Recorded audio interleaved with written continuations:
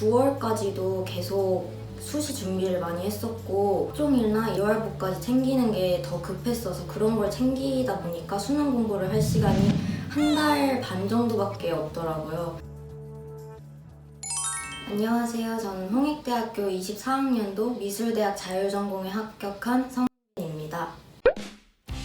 책이나 출판 디자인 쪽에 관심이 있었는데 고등학교 내내 활동을 하면서 좀 더 그런 좋은 책이나 출판물을 디자인하기 위해서는 시각 디자인 분야뿐만 아니라 회화 부분이나 판화 부분 같이 다양한 분야가 좀 더 공부해보고 싶다는 생각이 들어서 자율전공으로 지원했습니다.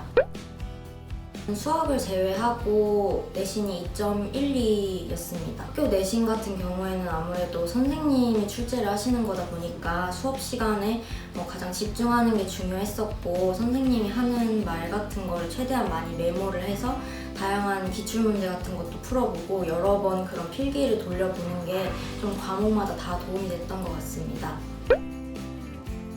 저는 9월까지도 계속 수시 준비를 많이 했었고 학종일나 이런 활동, 미월부까지 챙기는 게 더 급했어서 그런 걸 챙기다 보니까 수능 공부를 할 시간이 한 달 반 정도밖에 없더라고요. 모의고사를 계속 보면서 최저는 넉넉하게 맞출 수 있겠다라는 생각을 했는데 점점 어려워지고 갑자기 수능이 바뀌고 하니까 좀 혼란이 많이 생겨서 그때 제가 최대한 올릴 수 있는 걸로 사탐을 가장 열심히 공부를 했었고 그렇게 최저를 좀 넉넉하게 그래도 맞췄습니다.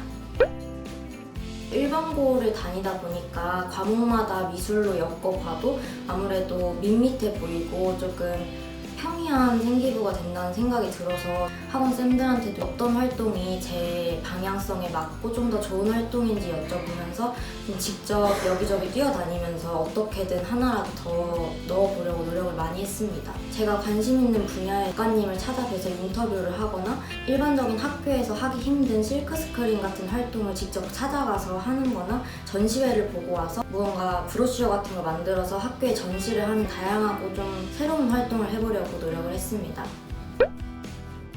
한 번에 여러 개를 해야 되는 게 가장 힘들었던 것 같아요. 내신도 챙겨야 되고 활동도 이것저것 챙겨야 되고 수행평가 같은 데서도 최대한 미술과 엮어보려고 하다 보니까 그런 데서 조금 애로사항이 생겼었던 것 같은데 그럴 때마다 그냥 우선순위를 확실하게 정해두고 가장 중요한 것부터 차례차례 하는 식으로 좀 해결해 나갔었습니다.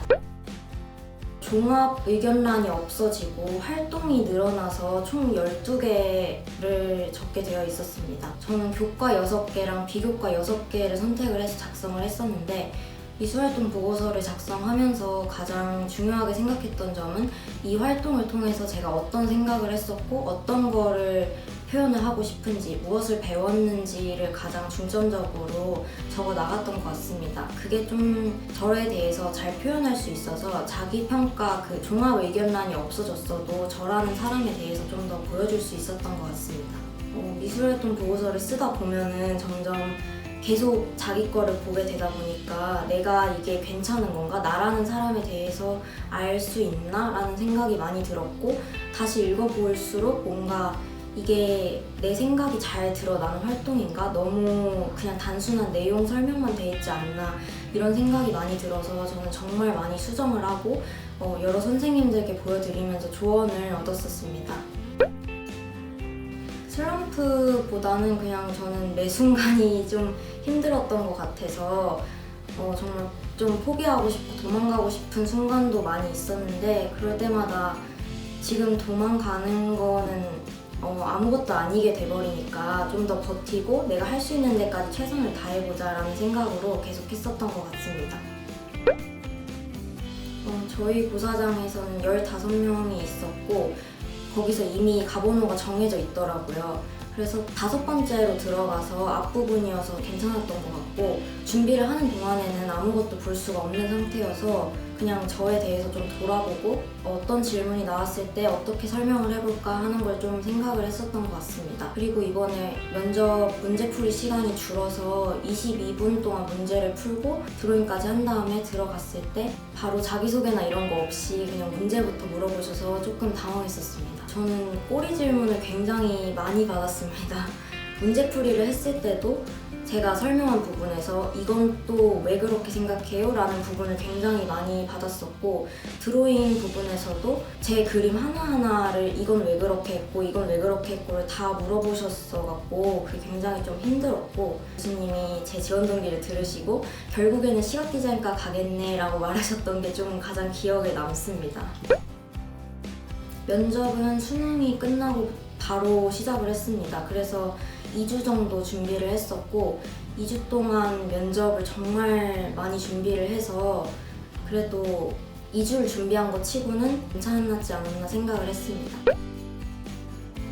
저 같은 경우에는 미술활동 보고서가 가장 큰 영향을 끼쳤던 것 같습니다. 홍대가 미술활동 보고서 비율이 점점 커지고 그러면서 교수님들이 학생이 어떤 사람이고 어떤 생각을 갖고 있는지를 좀 집중을 해서 보고 계신다는 생각이 들었었습니다.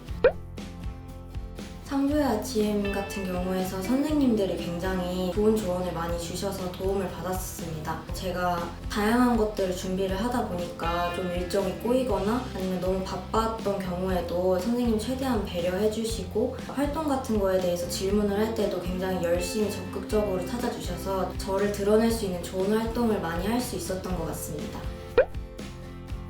홍익대학교나 학종 같은 경우에는 굉장히 챙겨야 될 게 많기 때문에 한꺼번에 많은 것들이 몰려오는 순간들이 굉장히 많이 있어요. 그럴 때는 정말 우선순위를 정해두고 무엇이 중요한지부터 차례차례 해나가는 게 정말 중요하다고 생각을 합니다.